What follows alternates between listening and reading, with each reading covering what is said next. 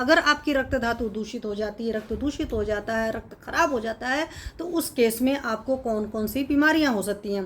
तो चरक सूत्र 28 में कहा गया है वच्यन्ते रक्त दोषजा, कुष्ठ, विसर्प, पीड़िका, रक्तपित्त, असृग्दर, गुद, मेढ्रास्य पाकश्च, प्लीहा, गुल्मो अथ विद्रधि, नीलिका, कामला, व्यंगम, पिप्लवस, तिलकालका, दद्रुश्चर्म दलम सूत्रम, पामा, कोठाश्रमंडलम, रक्त प्रदोषान जायन्ते। अब यहीं से एक चीज आप समझ लो, जब भी आपको रक्त दोषज विकार होंगे तो बड़े आराम से रक्तपाचक यूज कर सकते हो। तो रक्तपाचक आप कहाँ कहाँ दे सकते हो? कुष्ठ के केस में, मतलब कोई भी स्किन डिसीज है, आप बड़े आराम से रक्तपाचक यूज कर सकते हो। विसर्प मतलब इरिसिप्लिस या स्किन डिसीज ऐसी है जो सांप के जैसी फैलती है, तो उस केस में भी आप बड़े आराम से रक्तपाचक दे सकते हो। पीड़िका हो रही है, एब्सेस वगैरह वगैरह, बॉयल वगैरह फॉर्म हो रहे हैं, उन सारी जगहों पर आप रक्तपाचक दे सकते हो।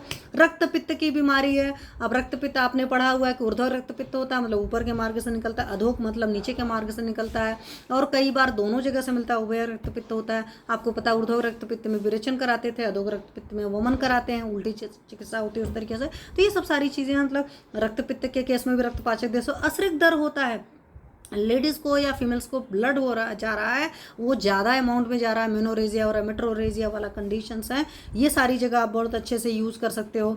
फिर क्या है गुदपाक। अब गुदा में, एनल, रेक्टल में अगर पाक वर्ग में, खास करके बच्चों के केस में होता है। अब बच्चों के केस में हम सोचते हैं क्या करें, तो वहाँ पर आप क्या कर सकते हो, रक्तपाचक द्रव्यों से सिद्ध करिए घृत, और घृत को लगाइए, क्योंकि घृत इटसेल्फ पित्त का शमन करता है। और रक्त की कोई भी व्याधि हो रही है तो पक्का सी बात है पित्त को ने किया हुआ है, तभी जैसे प्रॉब्लम हो रही है।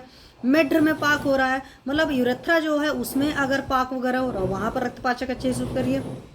प्लिया मतलब स्प्लीन की अगर कोई प्रॉब्लम हो रही है तो आप वहाँ पर बड़े अच्छे से दे सकते हो। देखो मेरे ऑफिस में काम हो रहा है और मैंने मना किया था कि प्लीज़ आप लोग अनार मत चलाइएगा, बट चलता रहेगा। गुल्मा वगैरह का जो प्रॉब्लम होता है, मतलब पेट में वायु का गोला बनता है, आप वहाँ पर रक्तपाचक दे सकते हो। विद्रधि मतलब एब्सेस फॉर्मेशन हो रहा है, पीड़िका मतलब होता है छोटे छोटे, विद्रधि मतलब बड़ा बड़ा एब्सेस होंगे, इस तरीके से चीज़ें फॉर्म हो रही हैं। नीलिका मतलब होता है कि कलर आपका चेंज हो गया अदर देन फेस। तो कई बार क्या होता है ना, बॉडी में भी देखते हो अलग अलग जगह अलग अलग से कलर आ रहे होते हैं, दैट इज नीलिका। कामला, जॉन्डिस की प्रॉब्लम हो रही, अगेन आप रक्तपाचक दे सकते हैं, रक्त की शुद्धि करने वाले सारे द्रव्य दे सकते हो। सिंपल लैंग्वेज में समझो, व्यंग हो रहा है, स्किन पर अलग अलग तरह टाइप के कलर आ जाते हैं। पिपलो तिलकालका, तिलकालक होता है मतलब मूल जैसा, ये भी कंसेप्ट होता है। दद्रु मतलब रिंग वर्म हो रहा है, इचिंग वगैरह हो रही है, एक्जिमा वगैरह टाइप का है सब है। चर्मदल वगैरह वो भी मतलब अलग टाइप से स्किन बन जाती है, खुरदुरी सी रफ सी हो जाती है। शुत्र हो रहा है मतलब आपको लिकोडर्मा वगैरह की प्रॉब्लम हो रही है। पामा मतलब एक्जिमा होता है, मतलब जिसमें बहुत ज़्यादा ईचिंग होती है। कोढ़ है, मंडल है, मतलब अलग अलग टाइप के चकत्ते बन जाते हैं। कई बार आप देखते हो ना, यहाँ पर एक अलग टाइप का कलर दिख रहा है, यहाँ पर एक अलग टाइप का कलर दिख रहा है। तो जब भी इस तरह की कंडीशंस होती हैं, उन सारी कंडीशंस में आप रक्तपाचक बड़े अच्छे से यूज़ कर सकते हो।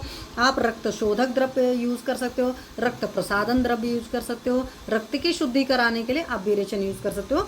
तो रक्त प्रदोषज रोग में या रक्त दोषज रोग में चरक जी ने इतनी सारी चीज़ों का